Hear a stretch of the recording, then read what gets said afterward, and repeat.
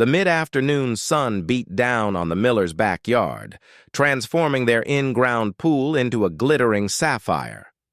Sarah Miller, her red hair pulled back in a loose ponytail, watched her two children, 7-year-old Lily and 5-year-old Tom, splash and shriek with unadulterated joy.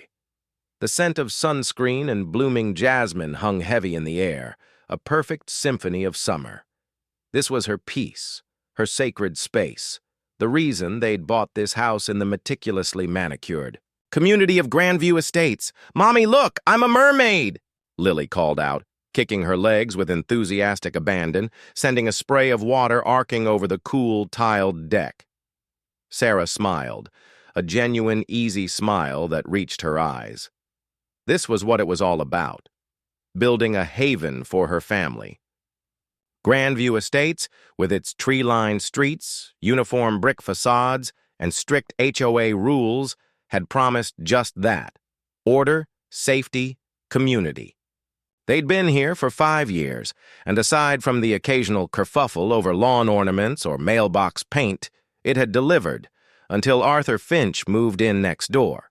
He'd arrived 3 months ago, a quiet man in his late 50s, always impeccably dressed, even when merely fetching his mail. He kept to himself, never waved back, and his eyes, a pale, unsettling blue, seemed to hold a permanent, distant gaze. Sarah had tried initially to be neighborly. A plate of homemade cookies, a baichi, quick wave over the fence. She'd even offered to help him with some fallen branches after a storm. Each overture was met with a polite, almost clinical refusal. He wasn't rude, not exactly, just impenetrable. The first camera appeared a month ago, mounted high on the corner of his 2-story house, overlooking his own pristine backyard. Sarah had barely noticed, assuming it was standard security. Then came the second, this one on the side of his garage, angled slightly towards the shared fence line. Still, she rationalized, everyone has cameras now. It's for security, but today was different. Sarah had just towel-dried Tom, who was shivering despite the heat, when her gaze drifted towards the wooden privacy fence that separated their properties. Finch had recently replaced a section of it, new unpainted planks, standing stark against the weathered wood. And there, perched almost mockingly on the topmost plank of the new section, was a small, sleek black dome. Her breath hitched. That wasn't looking at his yard. That wasn't looking at the street. It was angled down, directly at their pool. Her heart gave a lurch, a cold, unwelcome dread coiling in her stomach. "Lily, Tom, time to get out, sweeties. We're all done for today." Her voice, usually warm and lilting, came out a little too sharp. Lily pouted. "Huh, already, Mommy? But I was just about to find my seashell." "Now, please," Sarah insisted, her eyes fixed on the glossy black dome, its lens reflecting the sky like a predatory eye. It wasn't a trick of the light. It wasn't a misunderstanding. It was clearly, undeniably, pointed at them. Later, that evening, after the kids were in bed and the house was quiet, Sarah sat at the kitchen island, a glass of untouched wine beside her. Her husband David walked in, loosened tie, sleeves rolled up.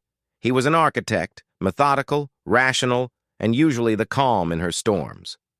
"Rough day, hon?" he asked, sensing her tension. He moved to kiss her forehead, but she barely registered. David," she began, her voice tight. "Finch. Arthur. He put a camera up. On the fence. It's facing our pool." David frowned, pouring himself a glass of water. "On his house, or—" "No. On the fence. The new section. It's staring right at the pool. At Lily and Tom. At us." Her voice cracked on the last word. The image of that cold lens, observing. Their most private family moments. Made her skin crawl. David walked to the back door, peering out into the darkening yard. He couldn't see it from inside, of course, but he knew the layout. "Are you sure it's aimed at us, Sarah? Maybe it's just a wide angle or for his own yard security?" I watched it, David. I stood there and I looked at the angle. It's not wide angle. It's at us. When Lily was doing her mermaid thing, it was right there, right at her. Her voice trembled with a mix of anger and violation. It feels invasive. David rubbed the back of his neck. Okay, let's not jump to conclusions. He's a new neighbor. Maybe he doesn't realize. I'll go talk to him tomorrow. Sarah felt a small flicker of relief. David was good at talking. He was reasonable, and people usually responded to his calm, logical approach. Thank you, she whispered, reaching across the island to squeeze his hand. Just be careful. He's a bit odd. The next morning, David approached Arthur Finch's front door with a practiced, friendly smile. The house was even more immaculate up close, the lawn a uniform green carpet, not a single leaf out of place. He rang the doorbell. After a long moment, the door opened a crack, revealing Finch's pale eyes. Mr. Finch? David Miller, your neighbor from next door. David gestured with a thumb over his shoulder. Hope you're settling in well. Finch's expression remained flat. I am. His voice was thin, devoid of warmth. David cleared his throat. Great. Look, I just wanted to chat briefly about the new camera on the fence line. My wife noticed it. We were just a little concerned about the angle, with our pool right there. Our kids use it a lot, and we value our privacy. Any chance it could be adjusted or perhaps repositioned slightly? Finch's eyes narrowed. A subtle shift that was more unsettling than an outright scowl. It's a security camera, Mr. Miller. Right, of course, David said, trying to maintain his easygoing tone. We understand security. We have some ourselves. It's just the direct line of sight to our pool that's the issue. It's on my property. My fence, my camera. Finch's voice was low, but each word was delivered with the precision of a dart. I'm entitled to monitor my property. Yes, but it's actively monitoring our property, David pressed, his patience thinning. Specifically, our private recreation area. That feels like an invasion of privacy, Arthur. We're not comfortable with it. Finch's lips barely moved. Then perhaps you should consider more robust privacy measures on your side of the fence, Mr. Miller. My security is not your concern. Your privacy is not mine. Without another word, he closed the door, the soft click of the lock echoing in the sudden silence. David stood there for a full 10 seconds, the friendly smile now a grimace. He had never been dismissed so utterly. The man hadn't even offered a negotiation, a compromise, not even a fake apology. He walked back to his house, the spring gone from his step. Well? Sarah asked, meeting him at the door, her face etched with anxious hope. David shook his head slowly. He said it's his property, his camera. He said it's for his security. And then he told me to put up more privacy measures on our side. His voice was tight with disbelief. He just shut the door on me. Sarah's face fell. The cold knot in her stomach tightened. What? He just dismissed you? Completely. Not even an inch of give. David ran a hand through his hair. This isn't going to be easy, Sarah. That evening, they sat in the living room, the blinds drawn against the encroaching twilight, the silent, unblinking eye of the camera feeling like a physical presence just beyond their wall. So, what do we do? Sarah asked, her voice barely above a whisper. David pulled out his phone. We go to the HOA. This is exactly what they're for. They have rules about nuisance, about maintaining community standards, about property lines.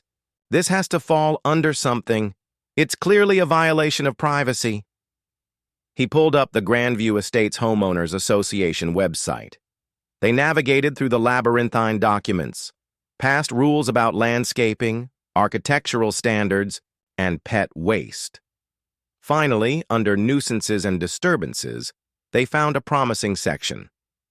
Residents shall not engage in activities that unreasonably disturb or annoy other residents or interfere with their peaceful enjoyment of their property.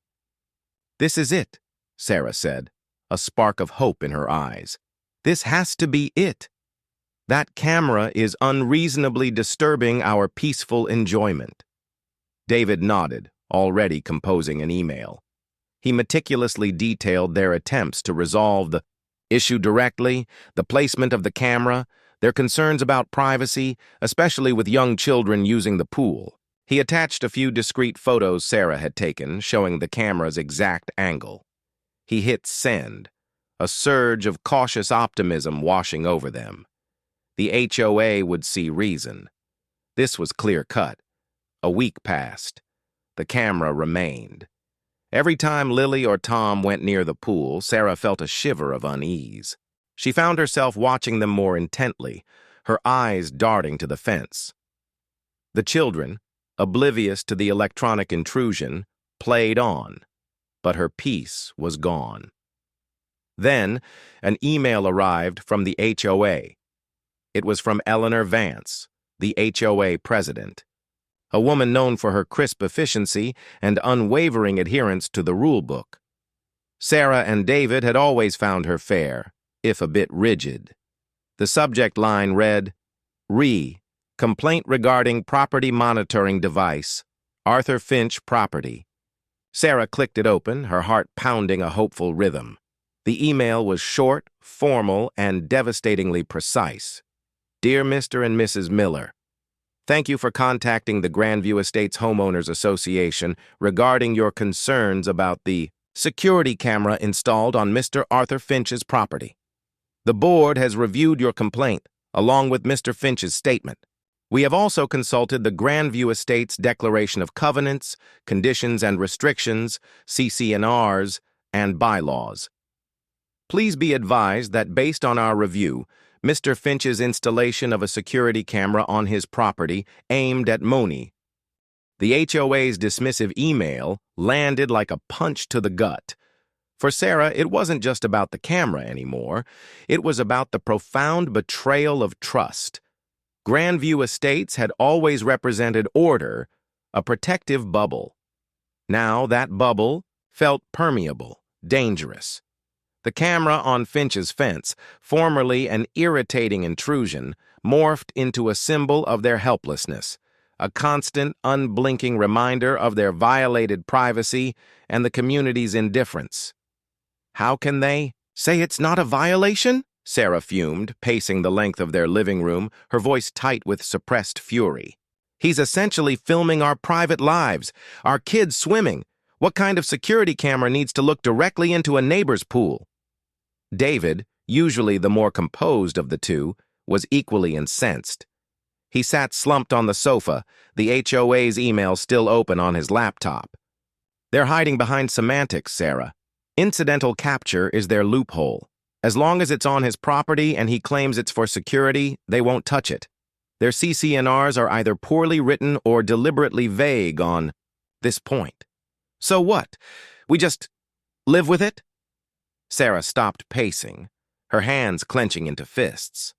The thought was unbearable. Every splash, every moment of laughter, every intimate family interaction by the pool would now feel watched, judged. No, David said, pushing himself up, a new resolve hardening his jaw. No, we don't. We appeal. We make noise. There has to be some recourse. Their first step was a formal appeal to the HOA board. David drafted a meticulously worded letter citing legal precedents for privacy in residential areas, even mentioning implied easements of privacy that could be argued in court. He included more damning photos showing the camera's undeniable direct angle into their pool and even a satellite image highlighting the proximity.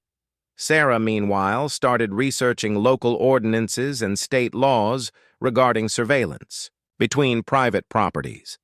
What they found was a confusing patchwork of regulations, often leaving gray areas in residential settings unless harassment or specific illegal activity could be proven. The appeal was met with another cold, formal reply from Eleanor Vance reiterating the previous decision. The board stood by its interpretation of the CC&Rs. Their hands were tied. The frustration gnawed at them. Sarah tried to shield the children from the tension, but it was impossible. She found herself calling them out of the pool earlier, or encouraging them to swim only when Finch wasn't visible in his yard. The joy, the spontaneity, was slowly draining from their summer. Lily, intuitive even at 7, began to ask, "Mommy, why do we always have to get out when Mr. Finch is outside?" Sarah would offer vague answers about sun protection, but her heart ached with the lie. One sweltering afternoon, David decided to put up a temporary measure. He bought a tall, dense roll of bamboo screening and, with grim determination, strung it along their side of the fence, directly opposite the offending camera. It was makeshift, ugly, and blocked out a significant portion of their sun, but it offered a measure of immediate visual relief. "It's not perfect," he said, wiping sweat from his brow. "But at least now he can't see every single thing." Sarah nodded. A small, hollow victory. It felt less like a solution and more like surrender, acknowledging Finch's power by altering their own property. And the presence of the bamboo screen, an unnatural barrier in their once open yard, was a constant, visual reminder of the conflict. The very next day, a new camera appeared on Finch's property. This one was larger, positioned higher on a newly erected slender metal pole near the far corner of his garage, giving it an even wider, more elevated view. It effortlessly cleared their makeshift bamboo screen, looking down with an almost condescending superiority. It was an unmistakable escalation, a direct response to their attempt at privacy, a silent message from Finch. "You cannot hide." Sarah stared at it, her blood running cold. "He's doing this on purpose," she whispered, her voice laced with dread. "He's taunting us." David stood beside her, his face a mask of disbelief. "This is harassment. This has to be harassment." They contacted the HOA again, detailing the new camera, the obvious retaliatory nature of its placement, and the continued violation. This time, their tone was less appeal, more accusation. Eleanor Vance's response was even colder. Mr. and Mrs. Miller, the addition of a security pole and camera on Mr. Finch's property, within his property lines, remains consistent with his right to install such devices for security purposes. The association cannot interpret the intent behind such installations. Our role is solely to enforce the established CC&Rs. We understand your ongoing discomfort, but we have exhausted our avenues for intervention under the current governing documents. Further complaints on this matter will not result in additional action from the board unless a new actionable violation of the CC&Rs is clearly demonstrated. Please consider seeking legal counsel if you believe your personal privacy rights are being infringed upon outside the scope of the HOA's jurisdiction. Sincerely, Eleanor, Vance President, Grandview Estates HOA Board. The finality of the email was a stark slap in the face. "Seek legal counsel?" David muttered, scoffing. "She's basically telling us to sue him or shut up."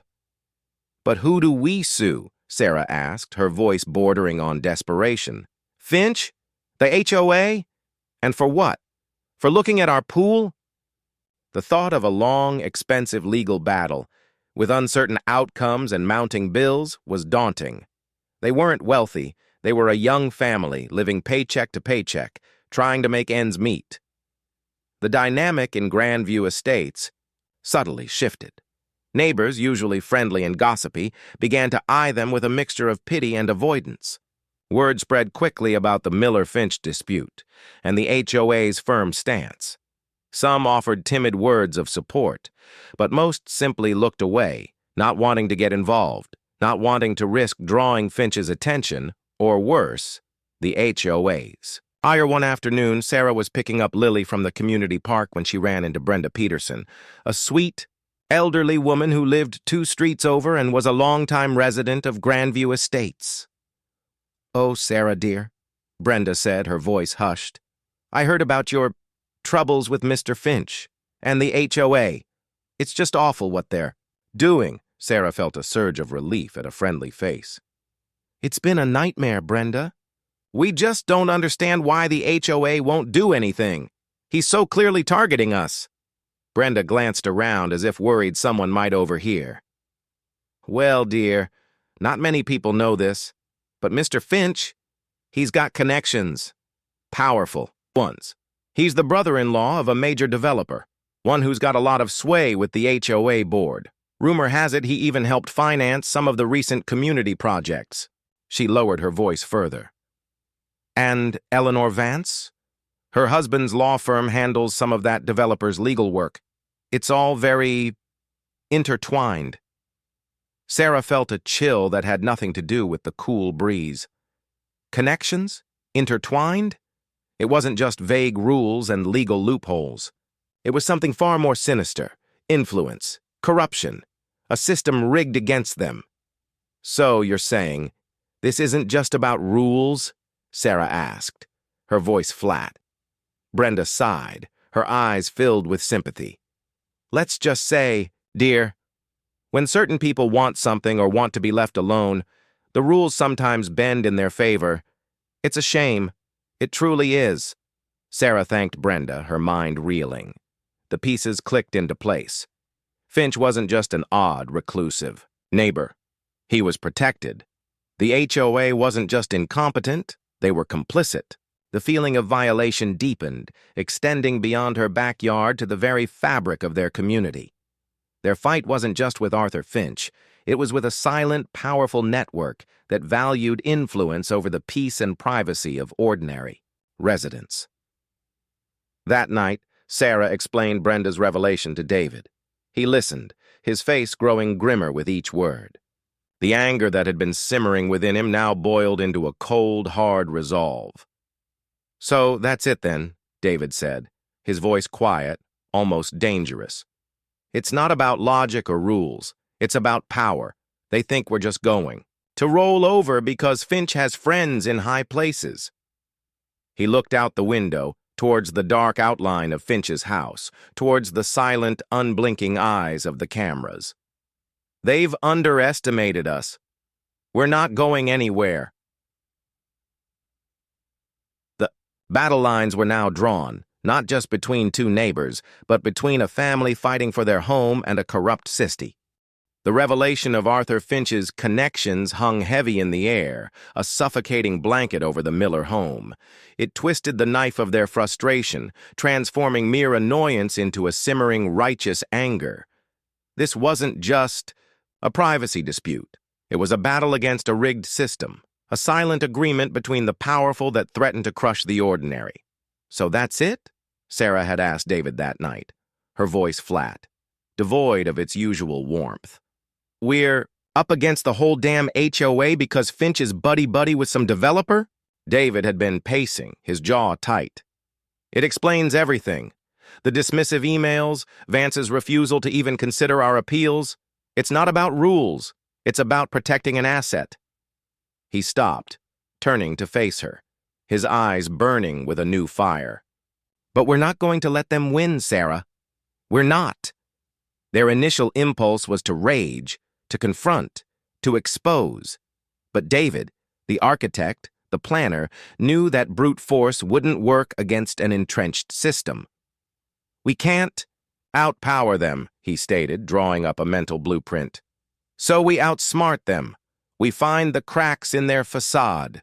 Their strategy shifted from direct confrontation to meticulous documentation and infiltration. David began to pore over the entire Grandview Estates CC&Rs again, this time with a lawyer's eye, searching not for what they could do, but for what Finch was doing wrong. If the HOA wouldn't enforce rules for them, maybe they'd be forced to enforce rules against him, if the violations were undeniable and public. Sarah, meanwhile, took on the mantle of community organizer. She started with small, casual conversations. At the community pool, she'd lament, just a little too loudly, about the lack of privacy in their yards. At the grocery store, she'd casually mention the camera issue to neighbors. She knew, gauging their reactions. Most offered sympathetic nods, some whispered about Finch's general unpleasantness, but few dared to speak ill of him directly, their fear of the HOA's unseen hand palpable. "Everyone's scared, David," she reported back one evening, disheartened. "They don't want to rock the boat. They don't want their lawns scrutinized or their kids' birthday parties suddenly deemed a nuisance." "Fear is a powerful motivator," David conceded, highlighting a passage in the CC&Rs about exterior maintenance. "But so is injustice. We just have to find the right chord." Their vigilance intensified. Every morning before the children woke, Sarah would step out onto their patio, coffee in hand, and observe Finch's property. David set up a small, inconspicuous security camera of their own, pointed directly at their fence line, specifically at the new camera on Finch's side. Not to spy, but to document any further escalation, any tangible act of harassment they could prove. Finch, for his part, seemed to sense their renewed, albeit quieter, resolve. His retaliations were subtle, insidious. One morning, the Millers found their usually pristine mailbox inexplicably dented, as if someone had slammed a heavy object into it. No witnesses, no proof, but the cold dread suggested only one culprit. Another week, their recycling bin was mysteriously left unemptied, toppled over, its contents strewn across their driveway, despite being placed out correctly. Again, no proof, but the pattern was chilling. "He's playing mind games," Sarah said, her voice strained. "He wants us to break, to leave."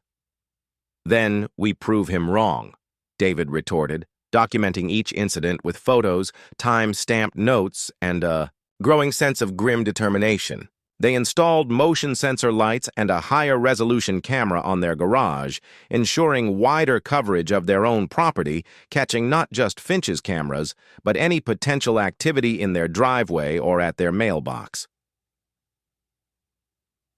The turning point came with the quarterly HOA meeting. David and Sarah decided it was time to make their stand publicly. David meticulously prepared a presentation not just about their personal plight, but about the precedent the HOA was setting. He argued that if Finch could surveil his neighbors with impunity, then no one's privacy was safe.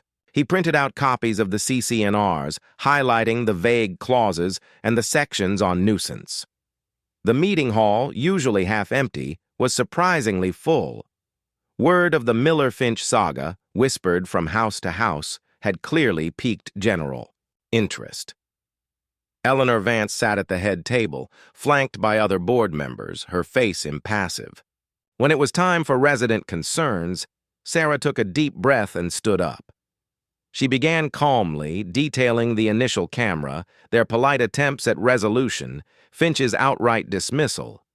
She spoke of the second, higher camera, the bamboo, screen, and the clear escalation. Then, David took over, explaining the HOA's non-response, the invocation of incidental capture. He projected images of Finch's cameras directly pointed at their pool, then zoomed in on the newly installed high-mounted camera that cleared their privacy screen. "This isn't about security," David stated, his voice resonating with conviction. "This is about harassment, and the HOA's refusal to act sets a dangerous precedent for every homeowner in Grandview Estates. If this is allowed, what's next?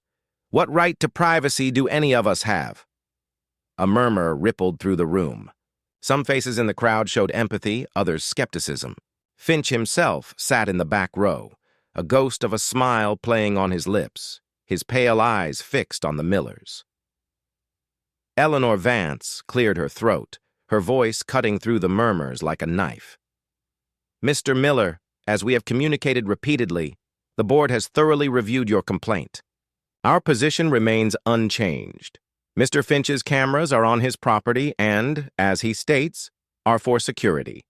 The CC&Rs do not explicitly prohibit the incidental capture of views of neighboring properties. This matter is considered closed by the board." A few groans of frustration were heard from the audience.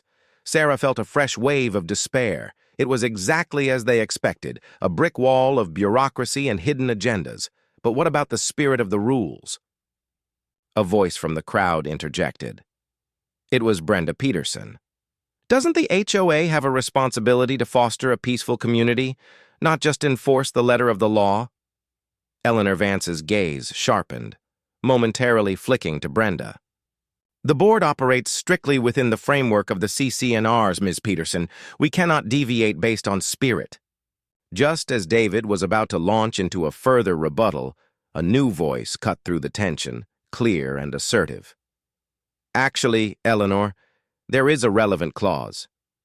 All heads turned to a woman in the third row, dressed in a sharp business suit, her posture impeccable. It was Martha Davies, a highly respected corporate lawyer who had lived in Grandview Estates for over 20 years and was known for her sharp intellect and no-nonsense demeanor. She rarely attended HOA meetings, and when she did, it was usually a sign something significant was brewing. Martha stood up, her eyes fixed on Eleanor Vance. Page 47, Section 6.2, subsection D, Architectural and Landscape Alterations. It states, and I quote, "Any permanent structure exceeding 6 feet in height or any significant landscape alteration that materially affects the sightlines or privacy of an adjacent property must receive prior written approval from the Architectural Review Committee." Mr. Finch's new pole, holding a camera well above 6 feet, constitutes a permanent structure and clearly affects the sightlines and privacy of the Millers' adjacent property. Was this pole submitted for ARC approval? A stunned silence fell over the room. Eleanor Vance's usually unshakable composure faltered. Her eyes flicked towards Finch, who had suddenly lost his smirk, his pale face draining of color. The argument about security cameras and incidental capture dissolved, replaced by a concrete, undeniable violation of a specific, unambiguous rule. It wasn't about privacy anymore. It was about architectural changes. And Finch's pole was clearly over 6 feet. The silence stretched, thick with unspoken implications. Eleanor Vance finally cleared her throat again, her voice betraying a hint of panic. The board, we were not made aware of any such application for the pole's installation. She trailed off, her gaze darting between Martha Davies, David, and the suddenly very uncomfortable Arthur Finch. The powerful beat of this moment was the cold, hard logic of a forgotten rule, weaponized. It wasn't justice yet, but it was a crack in the impenetrable wall, a chink in the armor of their adversary, delivered by an unexpected, formidable ally. The game was truly on now. The air in the Grandview Estates meeting hall crackled with a tension thicker than the summer humidity. Martha Davies's quiet, precise voice had dropped a bomb, and its reverberations were shaking the very foundations of Eleanor Vance's tightly controlled domain. Arthur Finch, once a smug spectator, now looked like a cornered animal, his pale eyes darting nervously. Eleanor Vance, a woman who rarely showed anything but cool authority, was visibly flustered. The board, we were not made aware of any such application for the pole's installation, she stammered, her gaze finally settling, with a forced calm, on Finch.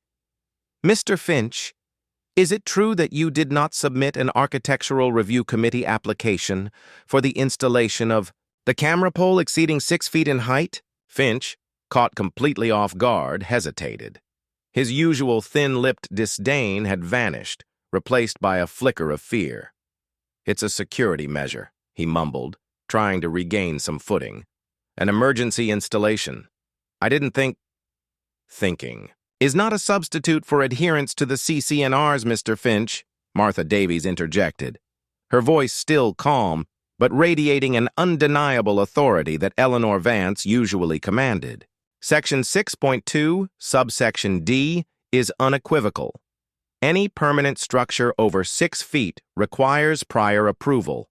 The purpose of the structure is irrelevant to this specific rule.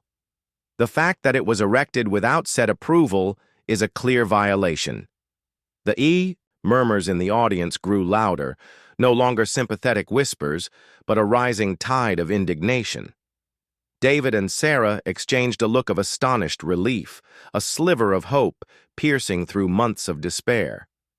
Martha Davies had found the Achilles heel. Eleanor Vance, sensing the shift in the room's mood, knew she had to act decisively to regain control. Her authority was on the line. "Mr. Finch," she said, her voice regaining some of its steel, "this is a serious oversight. The board will have to address this immediately." She avoided eye contact with the Millers, but her tone was now undeniably directed at Finch.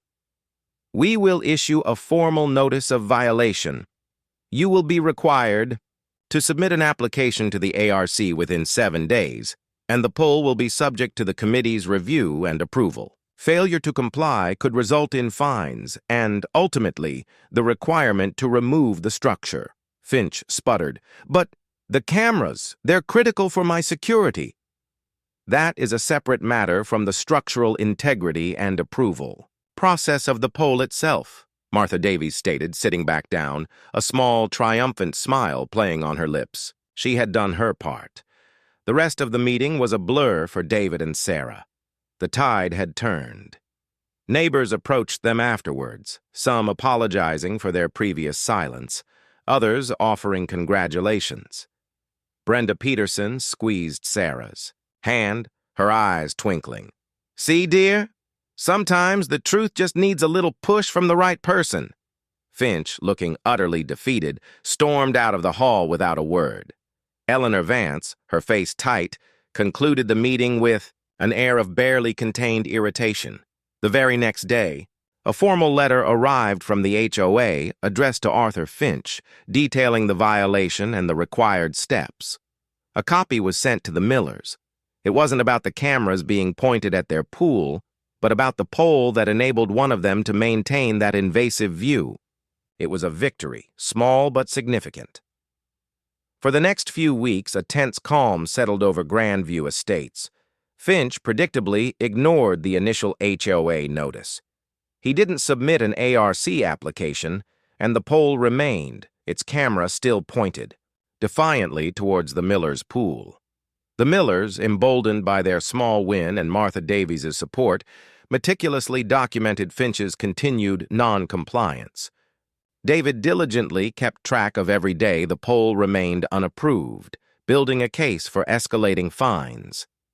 The HOA, under pressure from Martha Davies, who had seemingly taken a vested interest in ensuring due process was followed, began issuing fines to Finch. The initial fine was small, but the CC&Rs stipulated escalating penalties for continued non-compliance. Every week, another notice, another increased fine. Finch, used to having his way, seemed to scoff at them. But David knew that even wealthy individuals disliked being nickel and dimed indefinitely, especially when the cause was public. Then, the true domino effect began.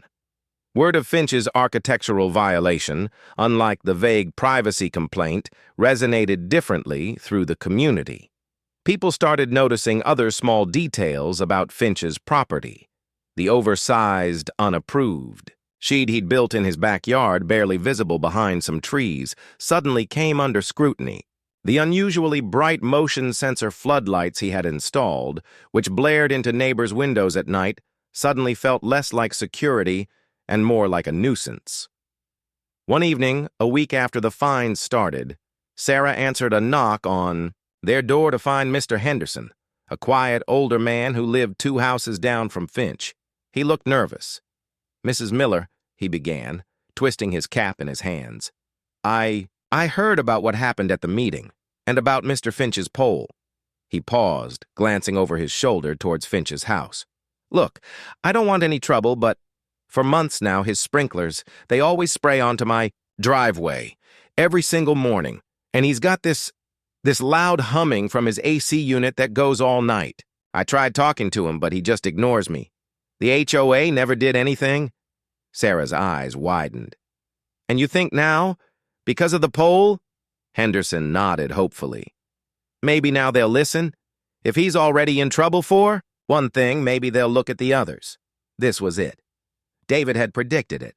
Once one crack appeared, others would follow. The Millers, armed with their newfound knowledge and the backing of Martha Davies, gently advised Mr. Henderson on how to phrase his complaint to the HOA, focusing on specific CC&R violations: excessive noise, irrigation runoff onto a neighbor's property.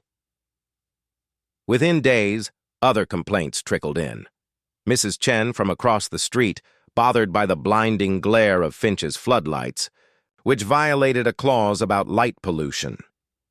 Mr. Garcia, a landscaper, noticed that Finch's newly planted, fast-growing trees, intended to obscure his view of the Millers, were encroaching on the common area parkland, a clear violation of landscaping rules.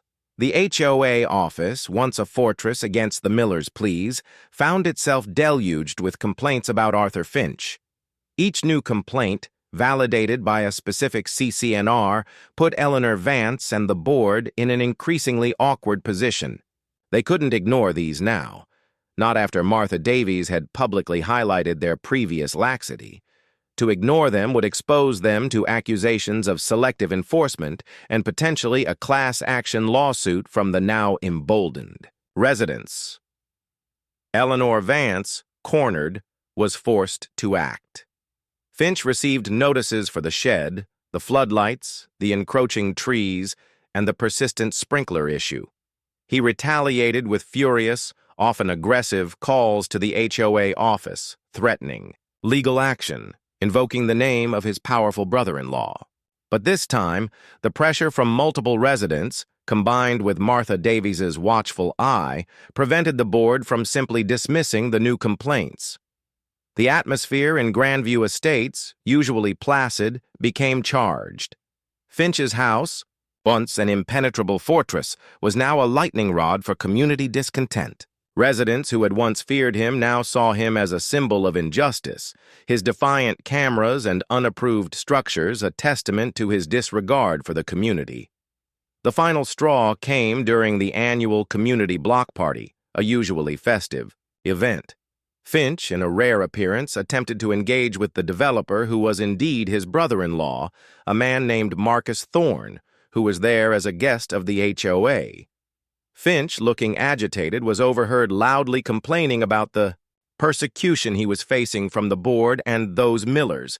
Thorne, clearly annoyed by the public spectacle, pulled Finch aside for a hushed, intense conversation. Later that evening, after the party, a terse email arrived from Eleanor Vance to David and Sarah. It was brief. Mr. and Mrs. Miller, regarding the ongoing violations on Mr. Arthur Finch's property, please be advised that the board has taken additional action. Due to repeated non-compliance with fines and continued refusal to submit an ARC application for the poll, and in light of new and verified complaints regarding other CC&R violations, the board has initiated formal legal proceedings to compel Mr. Finch's compliance. We anticipate that this will resolve the matter of the unapproved structures and other nuisances on his property. Sincerely, Eleanor Vance, President, Grandview. Estates HOA Board. It wasn't an apology, nor was it a concession on the privacy issue itself. But it was a capitulation. The HOA, forced by the sheer weight of complaints and the public exposure of their double standards, was finally taking action against Arthur Finch.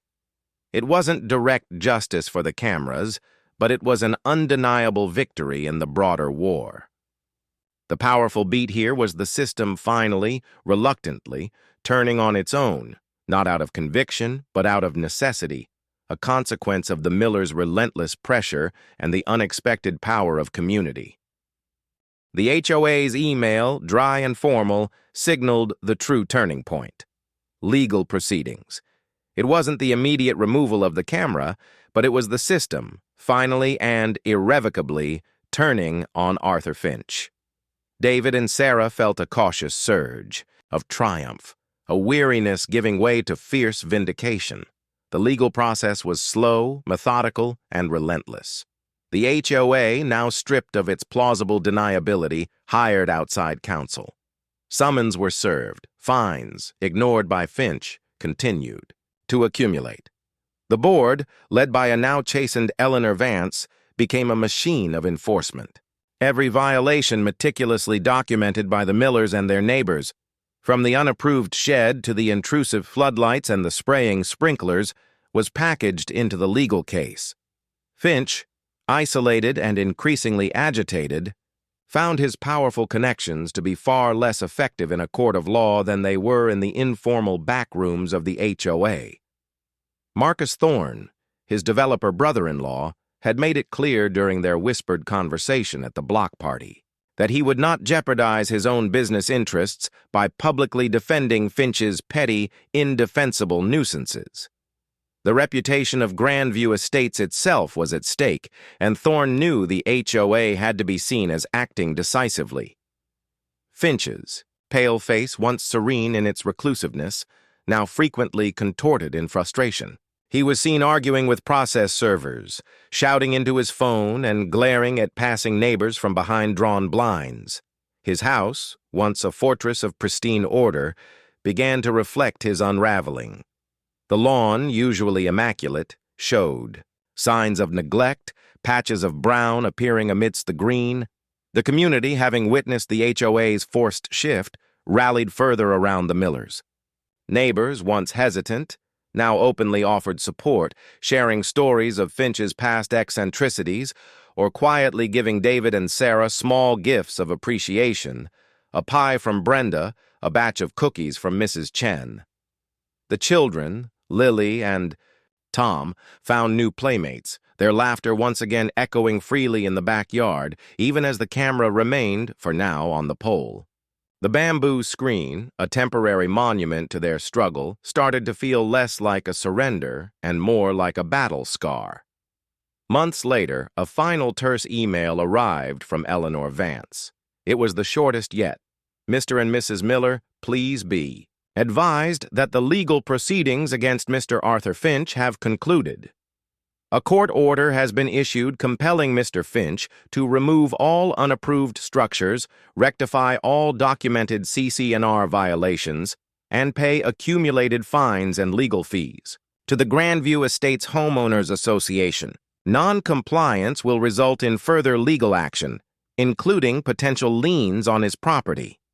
The camera pole, specifically, is subject to immediate removal unless a retroactive ARC application is approved, which is highly unlikely given the circumstances. Sincerely, Eleanor Vance, President. Grandview Estates HOA Board. It was a cold, clinical statement of victory. David and Sarah held each other, the relief of physical weight lifting from their shoulders. It wasn't just the cameras. It was the entire oppressive weight of Finch's disregard and the HOA's initial complicity that was finally being lifted. 2 days later, a work crew arrived at Arthur Finch's house. Under the watchful, curious eyes of the entire neighborhood, they dismantled the shed, adjusted the floodlights, and finally, with a loud clang of metal, took down the offending camera pole. The camera itself, a small black dome, was unceremoniously dropped into a toolbox. As the pole came down, exposing the sky above their pool once more, Sarah watched from her window. Lily and Tom, splashing joyfully, paused for a moment, looking up at the now empty spot on the fence. For a fleeting second, it almost felt like the ghost of that dark lens lingered, a shadow of the fear it had instilled. But then the sun broke through, glinting off the water, and Lily shrieked, "Mommy, look! No more big stick!" Sarah smiled, a genuine easy smile that reached her eyes. The camera was gone. The peace was returning. But the biggest victory wasn't just the camera's removal. It was the quiet knowledge that they, an ordinary family, had stared down power and corruption, and won. The community, once passive, had found its voice. Arthur Finch's carefully constructed world of control had crumbled, not just because of a legal document, but because the residents of Grandview Estates had finally decided they deserved true peace, not just the illusion of it, the ultimate. Irony was that Finch, in his attempt to dominate his neighbors, had inadvertently united them against him, ultimately losing the very privacy he had so fiercely guarded.